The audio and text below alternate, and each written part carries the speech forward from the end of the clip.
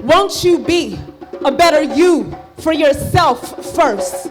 Get to know why your lungs stretch, they do. Do you breathe? Shout yes. What for? Shout a name, not your own. Feel how your chest expands beyond your head or house or an object you can hold.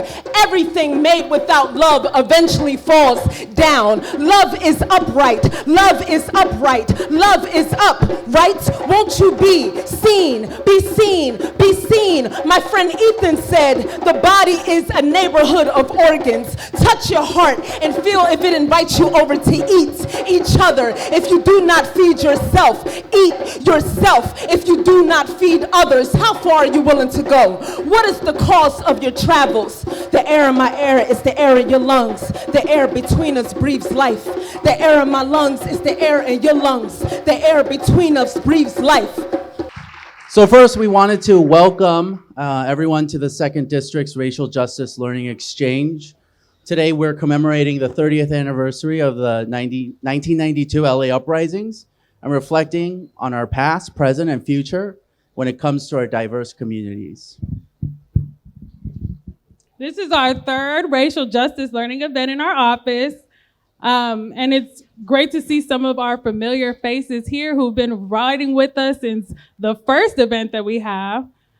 If this is your first time attending, the Racial Justice Learning Exchange is an initiative by Supervisor Mitchell that connects residents, county department, leadership, commissioners, and community organizations and leaders, community leaders, to build our joint capacity to address and confront biases and celebrate and share in our diversity and create meaningful steps to eliminate structural racism.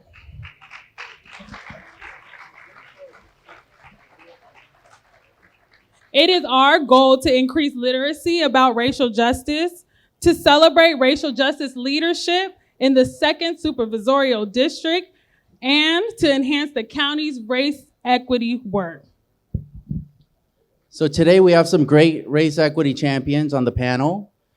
We hope you feel motivated and inspired from their experiences and a vision for a more equitable LA County. Before we do begin the panel, we have a video clip that we wanted to share.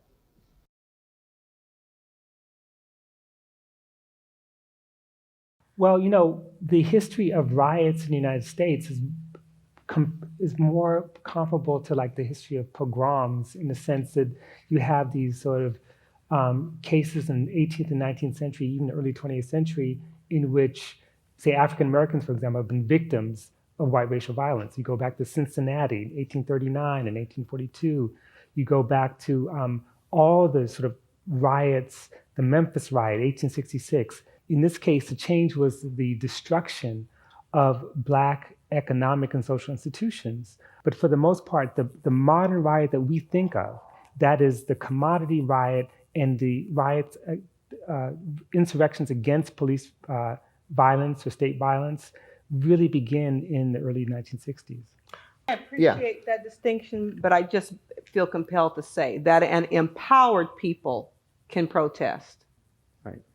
A historically disenfranchised group of people who feel they have nothing to lose and perhaps nothing to gain aren't empowered enough to protest. Right. That's why I will intentionally use the term rebellion, because it is a reaction to a circumstance, a living condition, a state of mind that I think doesn't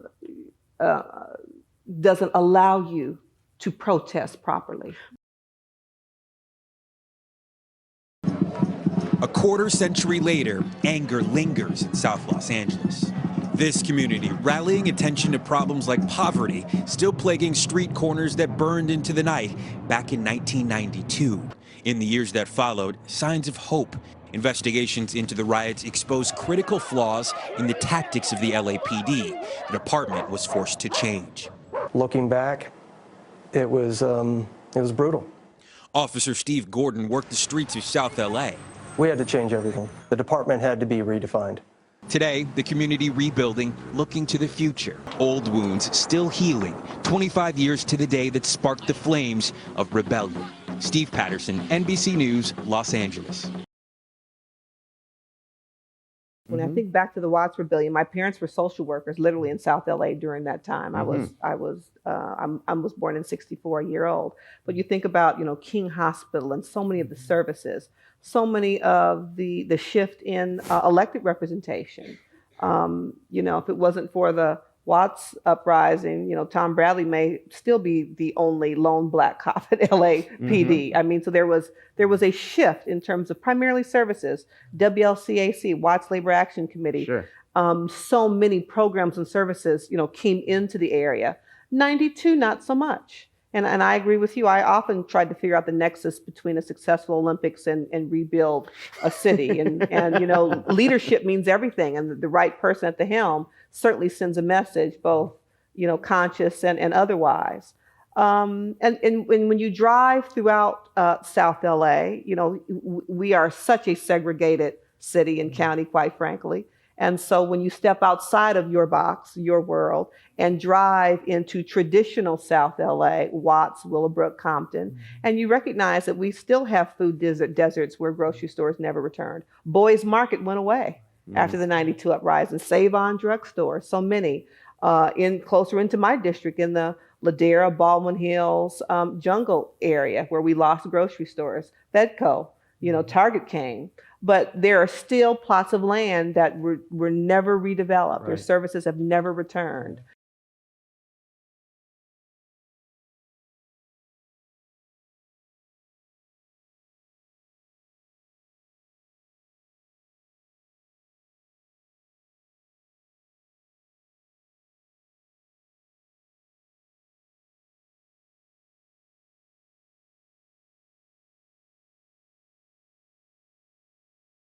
So did it hit you like it hit me about the role drumming plays in all cultures? Wasn't that phenomenal? And if you couldn't see it from where you were sitting, the connection between the drummers representing two different cultures was very powerful. They were talking to each other, the drums were talking to each other, and the rest of us were just bystanders. I'm Holly Mitchell, your LA County Supervisor representing the 2nd District. Check. We had an amazing, this is going to be amazing too, but we also started today with an amazing experience. And the reason we have chosen to be here on this plot of land today, we had the groundbreaking for Vermont.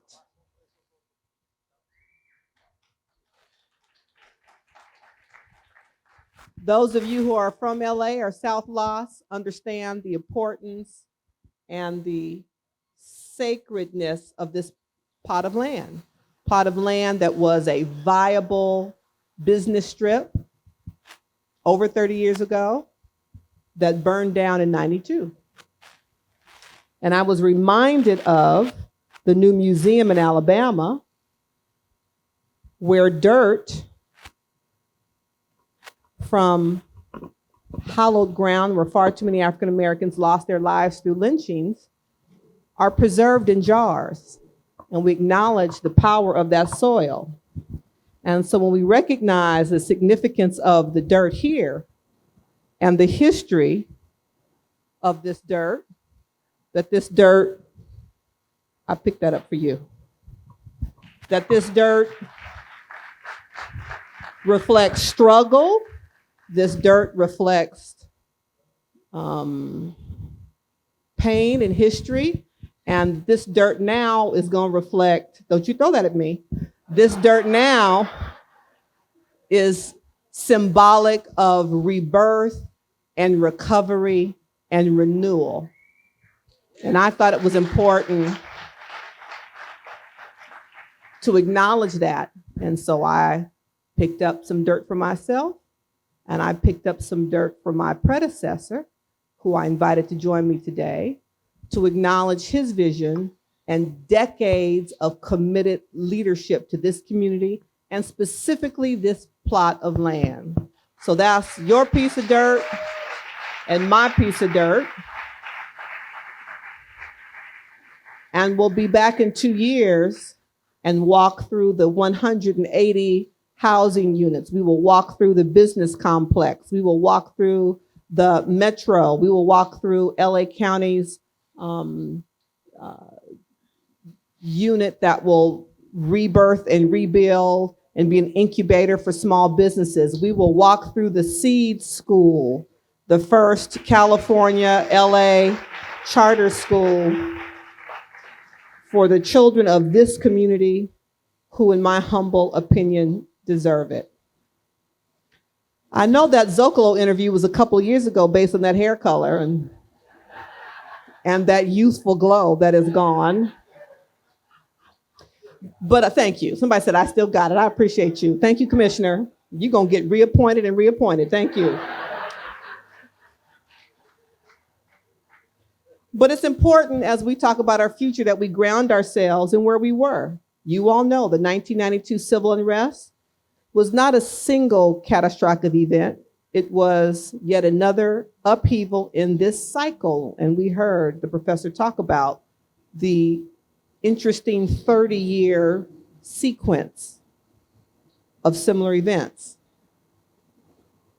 30 years ago, in this community, we lost 50 lives. Many lost faith in our justice system. We lost generational wealth and investment, and many lost faith in their government. 30 years ago, we were part of a moment of collective rage, desperation, and exhaustion. Oh, but that is changing, and the winds are bringing forth the new energy and excitement. 50,000 square feet of commercial space, 180 units of affordable housing, the Seed School, 250 full-time family-sustaining jobs that will span across industries, including retail, education, and opportunities to work at Metro. That's what investment, determination, and opportunity looks like for this parcel of land, that dirt, today. And I'm very proud to be a part of it. So as you heard from my two team members, for us in the 2nd District, this isn't just about, we do not only pause on anniversaries like this. This is work that we've engaged all year long. This is our racial justice learning exchange. We started by inviting all of the commissioners who serve the 2nd District because we wanted to empower our commissioners with an orientation, a frame of reference of how we expected that they would represent us on LA County's 300 plus boards and commissions, that we were going to deputize each other with information and power on how to combat racism, how to call it out and confront it when we see it and experience it. That's what this learning exchange is all about. This is our 3rd monthly gathering. We expanded it to include our county family. That was kind of an aha moment. And I want to thank all of the county department heads who have been with us typically on Saturdays. So this is our first Friday event. Thank you for going along with us in this journey because, LA County has an anti-racism initiative. We have focused equity in how we're using our new dollars coming from the federal government as a result of COVID. And so again, this isn't a one and done. This is an experience. It's a shared learning experience. And again, I'm really glad you're all with us.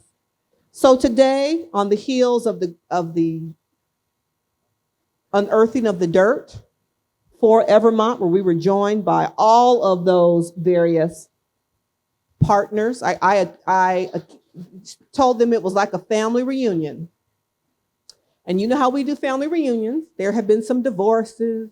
There have been new marriages. New babies have been born. And so that collection of partners is a different collection than the people who envisioned it 30 years ago, 20 years ago. But we have all come together doing this family reunion to make sure it happens. And that I made a commitment then, and I will share it with you, that this will be the last ribbon cutting where nothing gets built on that plot of land.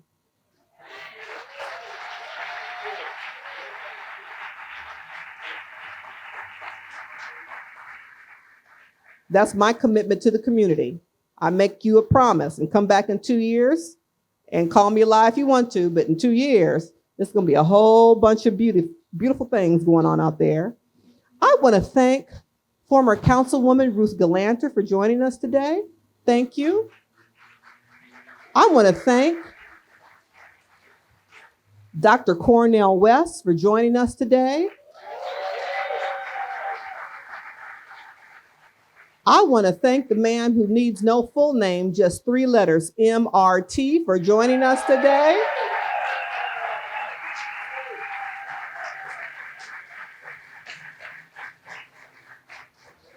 I'm going to save my thanks for all of the food vendors and the performers and all that for my wrap. So let's get started with the way in which we're going to do this dialogue today. I'm really excited to introduce to some, and well, I guess it's introduction because of COVID. Everybody been put up and shut up and behind masks.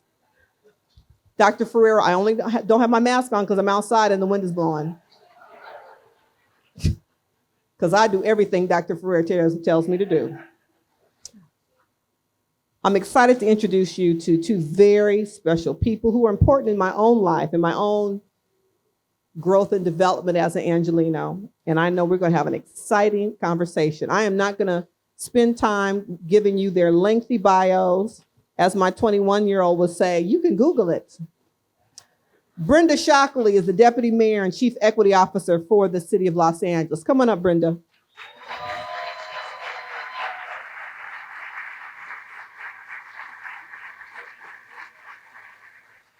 In response to 1992, Deputy Mayor Shockley founded Community Bill. And she was telling my very young staffers about her experiencing walking this very block with Congresswoman Maxine Waters and the then chairman of the Federal Reserve Bank, Alan Greenspan, talking about what opportunity could potentially look like. Through her work at Community Build, more than $100 million of investment in education, employment, and training programs for young people in South LA came to fruition. My brother from another mother, John Kim, Executive Director of the Advancement Project.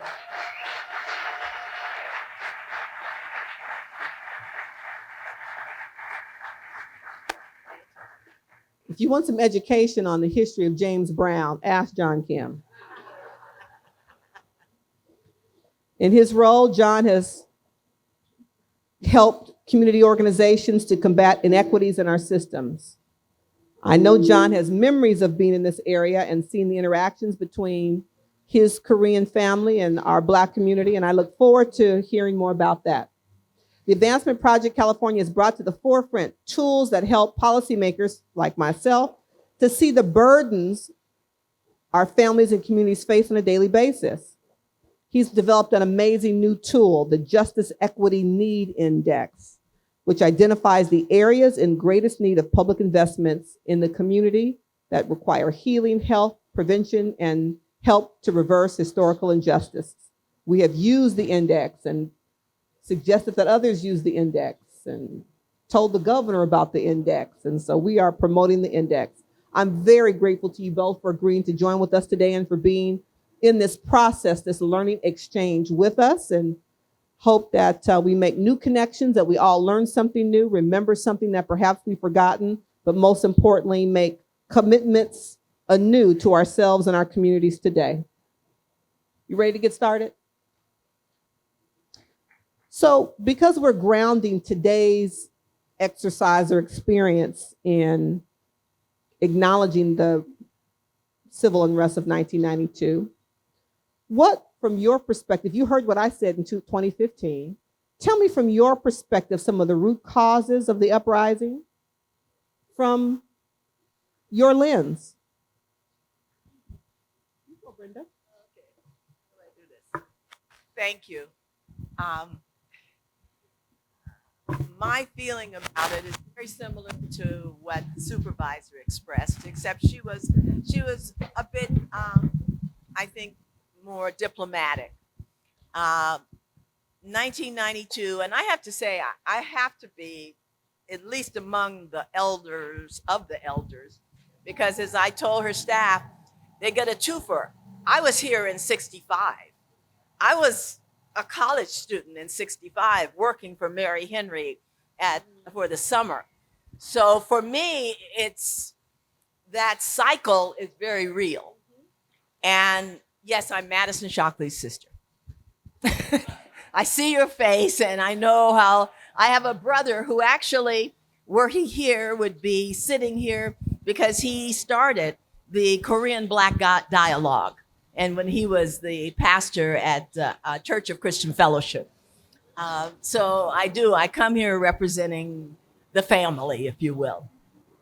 But one of the things that's so important is to recognize that the cycle, it's 30 years because each time it's been because there's been that bit more of oppression, that bit more of disinvestment, that bit more of lack of training, that bit more that people have found a way to kind of get by, and then down on the neck it comes again.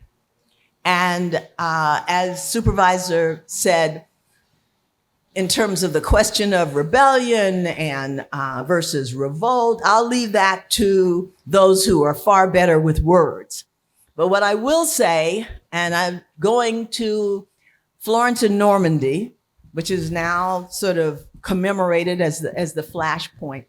What it said to me was that when you leave people where their only power is to destroy, you strip them of their ability to engage, you strip them of their ability to vote.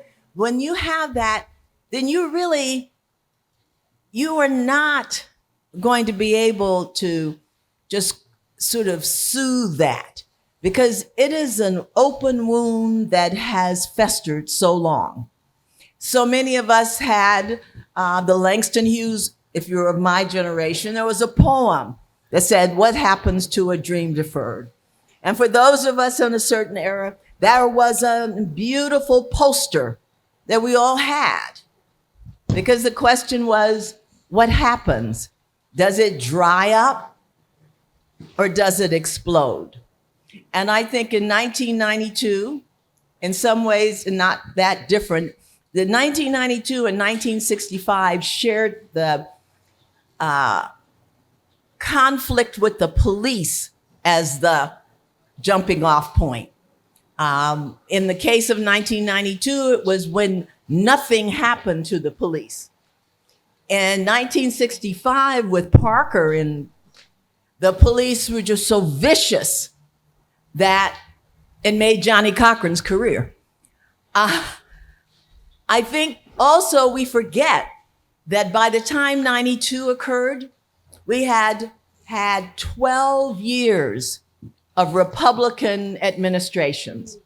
We'd had both terms of Reagan, and we were fighting to keep Bush 1 from getting a second term. During those 12 years, everything that had been really done, and for some of us, we remember the New Frontier, and we remember model cities, and we remember CETA programs. We remembered these efforts for neighborhood revitalization, a recognition that you had to have community participation. And out of it, we got the Drew School and the hospital and other things. In 92, there had been no training programs. There had been no EOP was under education, any education opportunities they were striking out to reduce and eliminate. So that by that time, by that day when the Rodney King verdict, as we call it, came out, it had it. And there is that moment when a feather is enough because of what people have endured. I know there are more questions, so I'll stop there.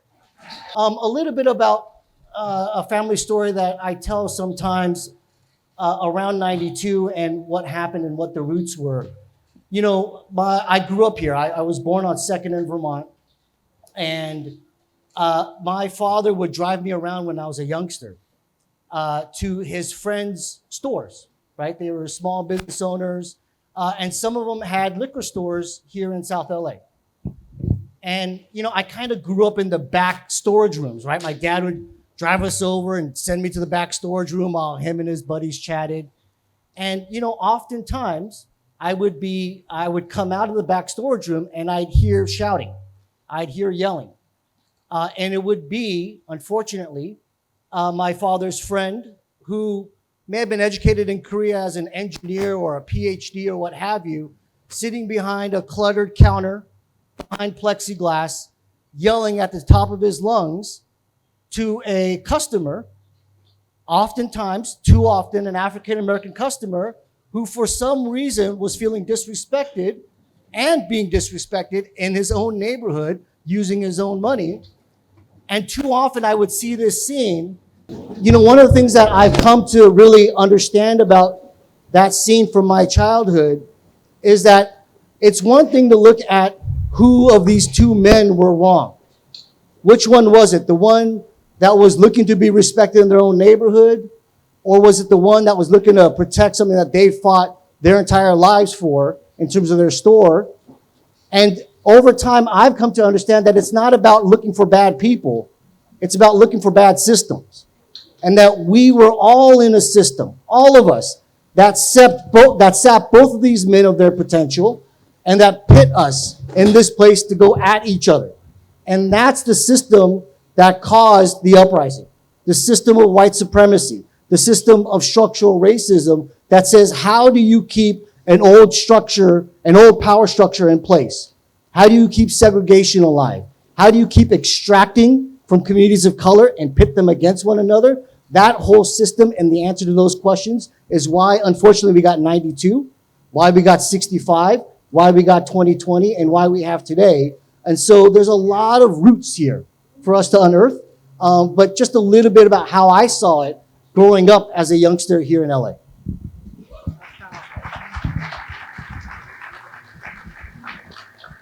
Thank you for telling the plexiglass story, because that's important to understand it from everyone's perspective. So you talked about the 65 rebellion, as my father would call it.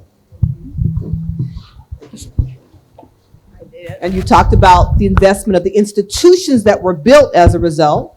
You talked about MLK Hospital and Cal State Dominguez and the community college and St. John's and all those institutions. So what are your thoughts about what we learned about doing economic development since 1992, given your history and your role? What did we learn?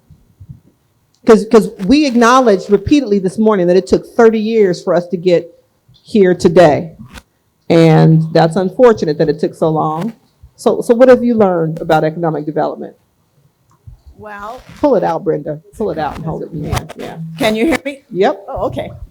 Well, I'm going to work backwards because driving over here, I thought about, and I'm amazed at how it seems like yesterday, that day when everybody, in my opinion, I thought they were just going to show up at First AME.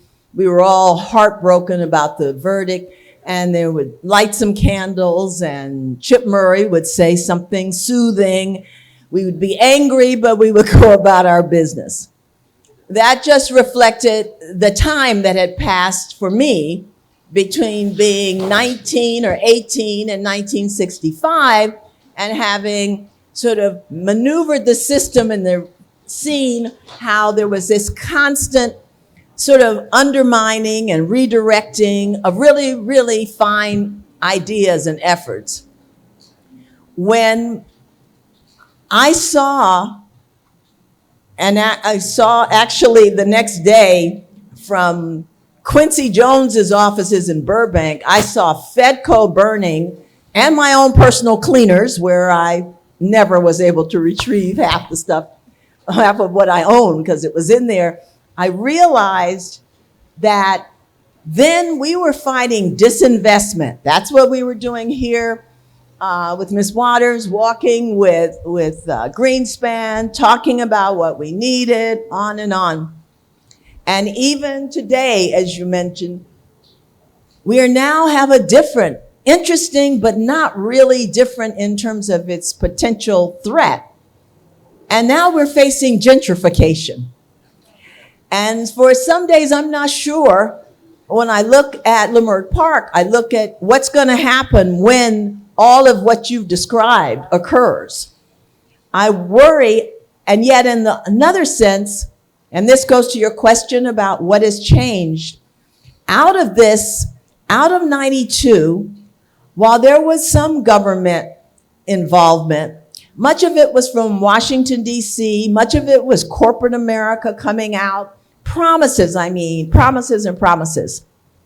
Well, don't you know, Hurricane Andrew came about 6 months later.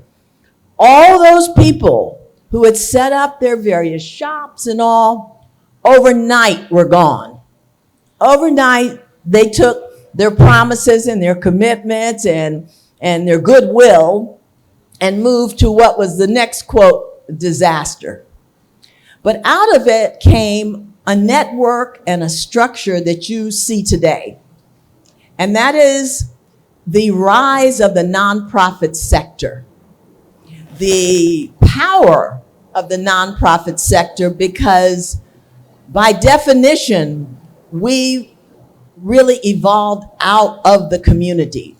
So when we created Community Build, we knew that according to the census, African Americans would be, if there was going to be an identifiable community 30 years later, like today, would be Leimert Park, because that was where you had the concentration of African Americans. And based on the census, many people who lived in this community were moving to what people affectionately call the IE now. I call it a 2.5-hour commute, personally. Right. And when I moved there at 13, I called it hell. Right. Yeah.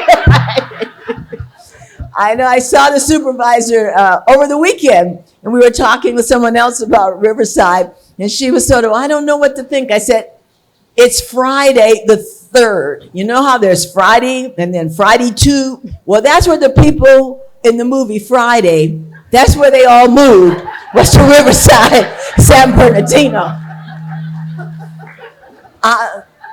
So those who were left were pretty much left in concentrated numbers in and around the Crenshaw area. And I don't know, I'm sure someone from his office is here, or if Councilman Marquise Harris Dawson is here, because Destination Crenshaw is real. Yes, and Destination Crenshaw. But it doesn't have to just be that. And that's what's sort of cool right here. Destination Vermont is real too. And we don't have to abandon one place in order to build another. I think that, and I look at so many of my colleagues, I look where the supervisor came from Crystal Stairs, the child care referral services that has managed to be a part of everything that has anything to do with children. Community Coalition, that really has spawned a mayoral candidate, and where we were able to work together. My own, obviously, heart of hearts, Community Build, which not only is in Leimert Park, but I am proud to say finished the first HH project at 88th in Vermont, where we also have, and continue to have, we have 72 units of housing, and then over 9,000 square feet of community services, including the mental health services from SHARP. I say all that, I see CRCD, I see Cherise, I see all of us, we became our own kind of family that really reflected that sort of historic, almost innate sense of do for self. And in the last 30 years, when I think about the colleagues and I think about where change happened and how change happened, it was when the nonprofit sector really became a profession. Mm-hmm.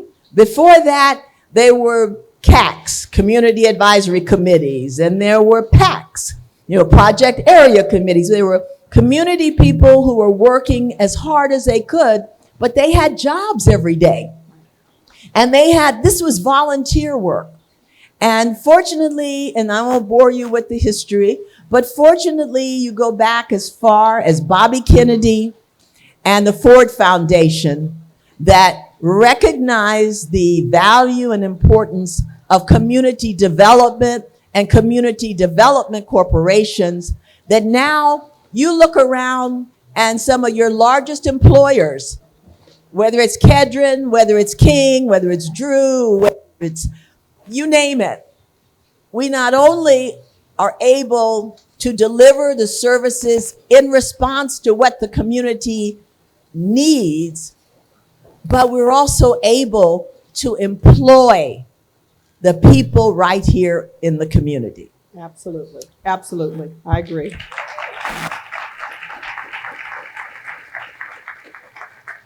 So Brenda talked about the role of philanthropy in the private sector in terms of bringing money in and the nonprofit sector, but talk to me from your perspective about the post-92 landscape and the fight for racial equity in public budgeting since 1992. That's near and dear to my heart. Budget chair. I follow the money all the time. We had a budget town hall last night because I want the community to learn how to follow the money. So talk about the role of public budgeting in this sphere. Okay. And it's hard to get this question from Supervisor Mitchell. In Sacramento, when she was up there, she was widely known as someone who don't mess around when it comes to budgets. And so it's great to have you here at the county. So, the thing that I've learned some time ago in Buddhism, they say if you love something, the way to fix it is you smack it on the side. Like a thing that you love, like a vase. If you want to figure out how you fix a vase, you give it a good smack on the side, because then you can see where the cracks are, where you can see where the attention needs to be paid. And 92 was not only a smack on the side of this city and this country, but 92 was also a smack on the side of the movement in terms of racial justice and in terms of nonprofits. There was a way of doing things that was maybe a bit too siloed by race or by industry or by issue when it came to the movement. And 92 was a moment to say, actually, we're gonna have to figure out a different kind of playbook. How do we figure out how to deepen our racial solidarity across institutions and across communities in a way that is not so transactional, that is cultural, but even beyond that. And so that was one evolution, I think, in terms of the movement organizations that said, hey, we're gonna really have to fix how we see each other across races. The other way that the movement has really matured since 92 is that providing services is critical. Cultural exchange and learning is critical. But to really push systems, power is the most important thing. So how do you build power? How do you sustain power through organizing? Many of the groups that Brenda's mentioned, many of the groups represented here have become PhDs in power building in the city that would rather not hear us sometimes. And the power ensures that the city and county has to listen to these organizations, these movement groups, and these voters. And so power building has really matured since 92. And, we had a moment last year after the first wave of the pandemic, or first couple of waves of the pandemic, and we had $1.9 billion coming in from the federal government to LA County. $1.9 billion is nothing to sneeze at, from the American Rescue Plan. And some of us were like, hey, how do we make sure that those communities that were the most impacted by this pandemic are the first in line for that money? Because usually at the county, when money comes in, it's all divide by 5. 5 supervisors, you all get your even cut, even if you don't have the same issues, it's divide by 5. And could we for once possibly get it to use equity to distribute the money? And lo and behold, we had a champion now at the inside that said, hey, I'm done with that too. I'm done with the divide by 5 as well. And so we brought, with the Community Coalition, Inner City Struggle, SEIU 2015, and 30, 40 other organizations saying, hey, we could build a index to use data to show which zip codes are in the highest need. We can show how to build a funding mechanism and use the anti-racism initiative within the county to actually move that 1.9 billion by equity to the highest need communities. And lo and behold, she got the votes, the motion passed, and now $1.9 billion is moving towards equity. So it's not just sitting from the outside, right? It's not just sitting on the outside, it's working with the inside to actually make some real change. I had just convinced them all that that was my bright idea, and you just, it was teamwork. It was teamwork. What do the cycles of police brutality, injustice in the legal system, and social upheaval say about structural racism? And how do we really do racial equity work? You know, I think racial equity and "you're on mute" are two of the overused phrases of these last 36 months.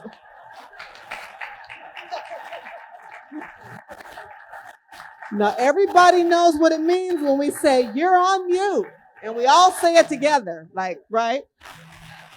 But what does racial equity work look like, feel like, and how do you know it when it's in front of you, and how do you know when it's missing in action? So LA County is 170 years old.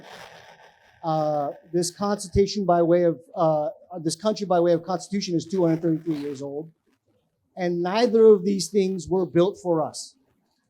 Neither of these systems had our best interest in mind when they were designed, and they were designed by experts that were elegant in their design and baking into these systems after generation about how to keep certain people out and let certain people in. And when we get moments like 92 and 65 and 2020, the thing that I always worry about is we lose sight of that 170-year picture, of that 233-year picture, because it's not going to take 6 months to turn that around. You can't take something that's been baking for 170 years in LA County and just expect 6 months to flip that switch. Now, taking to the streets, demanding justice, calling out bad actors, all those are absolutely critical, but we got to start designing like they designed against us. We got to do that hard, rigorous work, right? To investigate, to be sometimes patient and to be sometimes impatient, to really kind of push, but we can't give up if it doesn't change in a year or so. The last thing I'll say is this, and this is something from my own personal journey.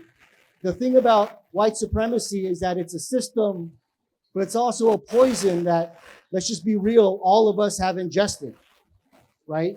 Many in my community, it's almost like when you get off the plane, here, have some of this, right? Some of us, when we're born here, have some of this. And it's a little bit like a lens that shades, unfortunately, us to see ourselves away from what the reality is, and us to see each other, right, in a different way than is the reality.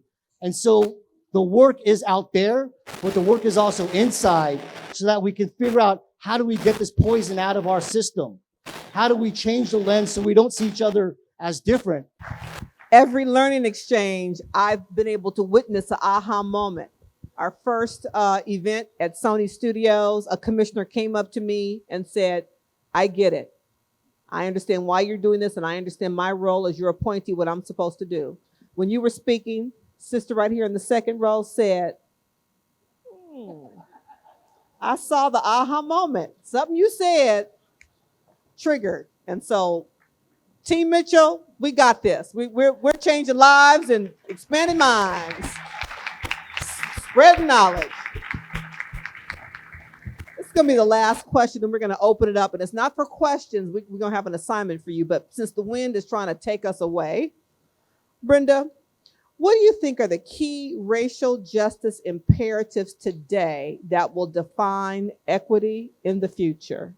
Have to be able to anticipate those who are committed to maintaining their advantage. As Chief Equity Officer for the City of Los Angeles, Chief Equity, but it's all about race. And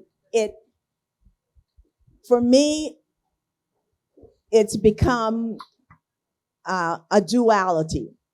That yes, there are those of us who can spend all day and night talking about what happened, what's different now, about the nuances of it, the sustainable development goals, all of that. And all of that is important to building the infrastructure of equity.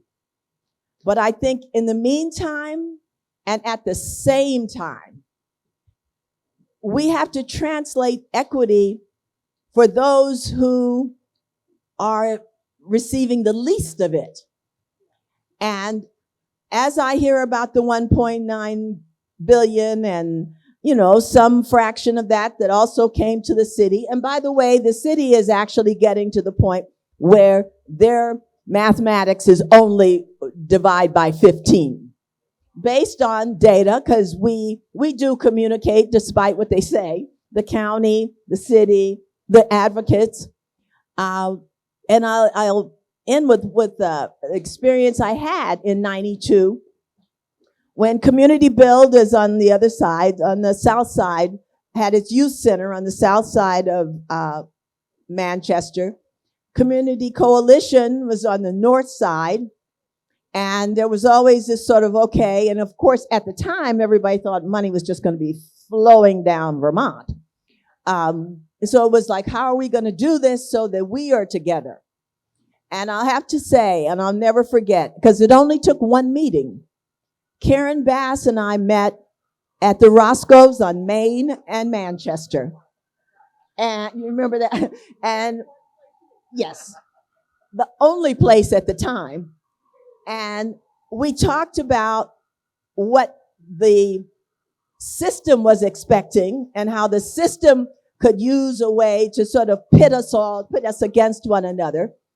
And we thought about the community we served, and we came to an agreement that Community Build had started already and was very good at delivering services, working with the Gang Peace, working with the children in the community, LA Bridges, all of those contracting that was made available.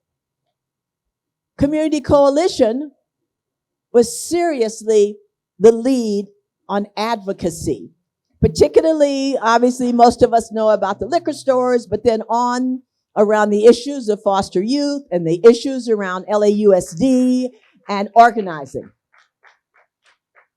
We were able, without even a handshake, but a sisterly nod, say, when it's advocacy, we'll let you take the lead and you can count on us. And when it's services, we'll take the lead and we'll be sure to make sure we address and bring in your people. I say all this to say that, yes, while we sort of talking heads figure out how to deal with the last 200 years, there has to be something here in the community that shows there is hope. We can't just talk about it. And thus, to me, and I am proud because there's so many who would have loved to be sitting in this chair who aren't with us anymore. At Mount 75, I see clearly. And I see and I know that the one thing, whether you've been in reentry, whether you're foster youth, whether whatever, the one thing that has changed people fastest and more permanently and given a sense of pride and flowed into the community is employment. And that 1.9 billion here and the 800 million in the city and the God knows how much is going through LAWA and the rest of it, we have to have people living and earning at a livable wage if we are ever going to avoid, and with the warp speed these days, it won't be 30 years next time. It'll be collapsed a lot shorter. And I say this, and I absolutely believe that the community college system is there. The smartest thing I've seen is even when they were under-enrolled, they kept those bond issuances, they kept those campuses up. Every one of them is a place anyone should be proud to go. And that's where we can do for us. Because some people don't have the luxury of waiting for the report to come out. That's true. They don't have the luxury to waiting for the bill to get passed. That's right. And many of us in here do have the ability to pressure and make sure that, and that's where equity comes in, getting people what they need. I mean, we can go back and forth about equity, equality, and whatever. I've come to feel it's almost like pornography. You know it when you see it.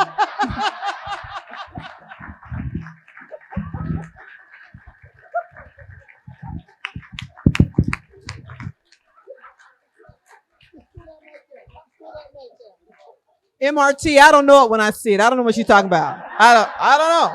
I don't know what she's talking about. I don't know what she's talking about. I don't know what she's talking about, Brenda. I don't know what you're talking about. Was that powerful? Give them a round of applause. I love you. I love you. And you all stayed out here with Mother Nature showing out. And so we appreciate you. Many of you have said, oh, I'm here to support you. I appreciate that, but I want you to understand this isn't about you supporting me. This is about Second District staff creating the space and opportunity for us to come together and learn. So this is about us, and I appreciate you showing up, but I want you to show up for yourself, the departments you lead, the commissions you serve on, and the communities that you live, work, recreate, and worship in. So thank you all for coming. So you should have cards. Now, you see, I know this group. This is the group that is going to sit back there and try to figure out the hardest question they can come up with to stump us. We're not going for that. So before you get to ask your question, what you have to do is make a public declarative statement about what you intend to do in your work to keep this history alive or to heal and to find solutions to the persistence of structural racism. Remember, this is a racial justice learning exchange. So before all the tents and everything blows away, we're asking you, if you've got a question, that's fine. We know some of you submitted questions online as a part of your RSVP. I appreciate you. And those really smart young people I've hired, they will answer them for you because they have the answers. But whatever you have today, again, before you stand up, you have to make your declarative statement before all of us about what you intend to do. You can go on my website and see what I'm doing. We are convening. We are talking about it, but we need to hear from you all what you all intend to do. Got some cards for me, Daniel? I stumped everybody telling them they had to make their declarative statement first. While you're thinking about that, let me just say that I want to make sure you all have the date so you can calendar it for our next Racial Justice Learning Exchange gathering. It'll be May 18th from 5 to 7 p.m. at the AC Bill Brew Library. We'll be discussing the Civil War origins of Cinco de Mayo. And then after our May gathering, it will be our Juneteenth event, which is really where we launched this last Juneteenth. So I'm waiting for cards and questions you may have, but I'm really looking for commitments you all are making to yourselves and all of us. If the county was able to use its eminent domain powers to transform this plot, what about the hundreds of others still vacant since 1992? You see all that gray hair in the front of his hair? You see all this coming in my hair?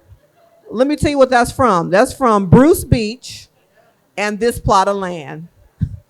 Let me just say, the uniqueness of this opportunity.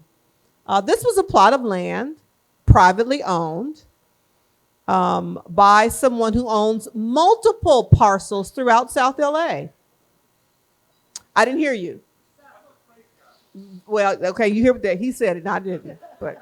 But you gonna read in between the lines as I tell you my story.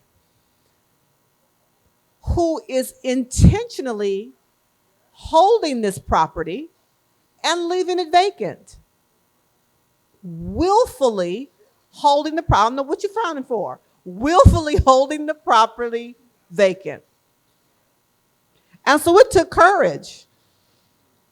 Because, eminent domain has a real checkered past in our history. And so for someone to have the vision to use eminent domain to the benefit of the community is a new concept. The county has stepped our toe in that, and we're still fighting in court, truth be told. So it may look a little easier to you all than it really is. So let me just make this statement as the current county supervisor. Let's get this done free and clear and built, and then you can come back and ask me that question. Let's finish this. It's not as easy as it may appear. And it really requires the support of the community to lean in hard, to talk about what we're not going to stand for anymore. It's going to take, Brenda talked about the community-based organizations. There's some CBOs here today that are rolling who intend to buy up property and do big things. And we intend to partner with you in doing just that. That's the culture shift that we are beginning to experience and see.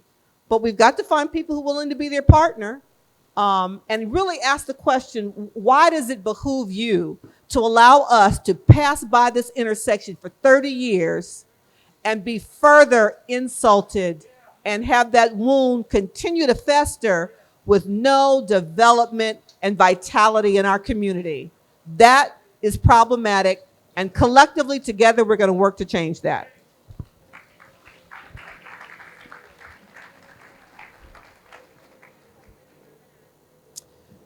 Robert Cole always comes to these things to ask tough questions. Robert, law enforcement, LAPD, seems to be the catalyst for both the 65 and 92 events, rebellions. Have we done enough to prevent another rebellion in the future?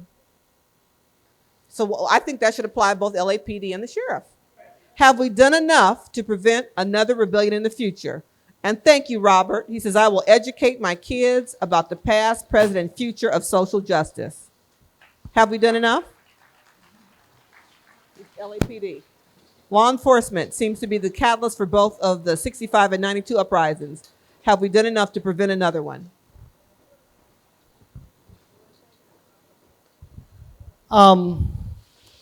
If we're being honest with each other, I don't think the answer we could say to each other is yes. This sheriff that we have now, there's a lot to be said, and maybe this isn't the perfect forum to say it, but the questions of transparency and accountability is a problem for these departments. We have very few levers to actually really hold people and officers accountable. And there are steps that should be taken at the federal and state level and locally that there is not the kind of political alignment to actually get these things done. And so, I don't think we can say it's not going to happen again. And it breaks my heart to tell my kids that as we commemorate 92 every year, that this is not going to happen again. I cannot say that to them. And I know you guys can't say that to your families. And so I do think there's a lot of structural stuff underneath these departments. It is sometimes the bad actor at the top. But sometimes I worry we spend too much time there, and we have to figure out what are the dynamics, the incentives, and the status quo that we got to shake the ground and not just revolve who's at top. So I think the answer is no.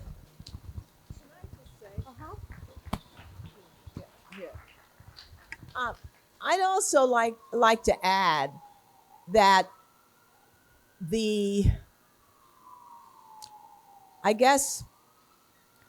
the lack of accountability is there. It remains. And probably nothing more exemplifies it than 1 year ago, there was supposed to be $100 million reprogrammed in the city of Los Angeles from the police department to community organizations, to community policing, but to be programmed with the involvement of the community. A year later, the city's budget, and defund the police, and that was what they used so much to sort of to draw that line that anyone who isn't for it must be trying to defund it, and so therefore I don't have any choice but to be for it, that kind of attitude. The reality is that this year, the budget has over $100 million increase projected or recommended for the police department. And a lot of that goes to the power of the police unions. And it goes to the ability of the police to create fear in the community. And I honestly believe that, yes, there's dramatic crime like smash and grab, and God, how sad about Jackie Avant. But those incidents are used to claim that there's a crime wave and that crime is so much more, and it's not true. And this is where looking at the data and looking at the numbers will tell you. But when you create that kind of fear in the public and you blame it on lack of resources, then you get promises, which is like a Helen of Troy kind of hiding what they really wanted, and that's more police. But it's not based in fact. And this is where meetings like this are so critical, because the information that is being given out and the excuse it becomes to harass, to violate even more people's civil rights, all of that is manufactured to create fear. And everybody wants to be safe, but it have to be so careful not to give a license then, because Nordstrom's somebody smashed and grabbed, to give a license that then you can stop, you can detain, you can do anything to anyone, because we're in the midst of such a frightening crime wave, when it's not true.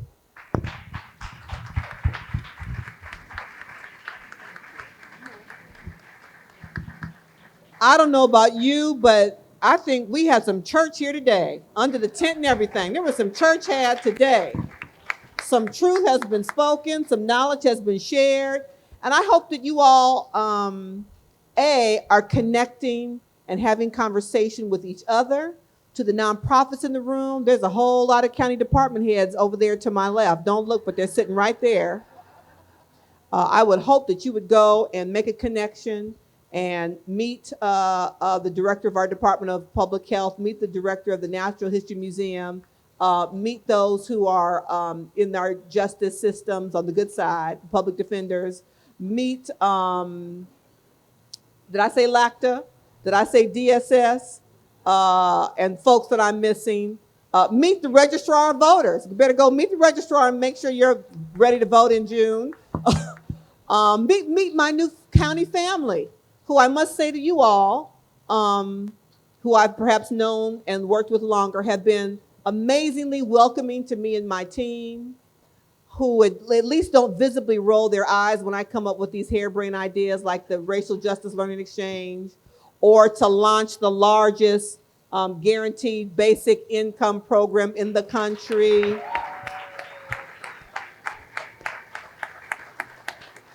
Or when we say that we're not gonna divide by 5, that we are going to overinvest in hardly reached communities. They have stood with us and stood up the programs in record time to get the dollars you talked about out in the street. At our board meetings, we have a standing agenda item where we hear from them in terms of how quickly our ARPA dollars are rolling. And, you know, I grew up with that theory that, you know, the county, then you roll your eyes. Well, I'm a believer. The county is where the action is, and the county made things happen for all of you as county residents in the middle of this public health pandemic. Thank you, Saul, who is helping my team frame and envision what it means to have a racial justice learning exchange, because you know we're making it up as we go, but so far so good. Let me say, you know, I'm on the Metro board, very exciting work. One of our neighbors wanted to make sure that people who live in the community know that tomorrow from 9 to 1, the Vermont Transit Corridor Community Listening Session. Please go, because I'm fighting for you every day on the Metro board to really make sure that transit is what we need for it to be. And I need your help. And so if you live in this community and you can go to this listening session, they are listening. I was impressed. They've had 8,000 people respond to their customer survey that we really insisted that they do. Stephanie Wiggins is a partner in the Seed School and a partner in this development. And she's here. I don't see her. Thank you, Ms. Wiggins. I see you. And because she's here, I'm not going to say I'm fighting for a fairless system, because she's sick of me talking about fairness. I got a friend. Ms. Wiggins, I got a friend in the fairless fight. She is a partner, and I am working hard to support her in her leadership, and she is working hard to support our community. Because when I tell her the Vermont line is the busiest bus line and we can't have cancellations, the next board meeting, they have work to fix it. So thank you. We had a lot of partners to make this happen today. So I want to thank the Koreatown Senior and Community Center for their drumming performance, the Street Poets, Rhythms Arts Alliance, Vendedores en Acción, Toss It Up Salad, LA Commons, and KYCC, my homies. Thank you for coming out and really being a meaningful partner in this work. We intentionally did this on today's date because of the groundbreaking, and we know that there will be a week long of events to commemorate, to remember. And my ask of you is that we don't just do that once a year. We're doing the Racial Justice Learning Exchange as a gathering experience on a monthly basis, because we can't talk about racial justice one day a year. Be that King Day, be that the anniversary of the uprising, be that whatever. This is work that we can only affect culture change if we commit to doing it on a regular basis. So again, our next event, May 18th, 5 to 7 at the AC Bill Brew Library.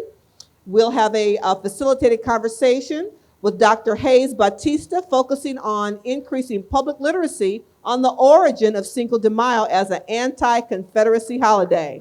You gonna learn today. Again, as I thank my two for joining us and our special guests for joining us, thank you so much. We ask that you continue to figure out what you can do in your everyday work to keep this history alive, to heal, and to find solutions to the persistence of structural racism. Everybody have a great weekend, and thank you for coming out. We appreciate you.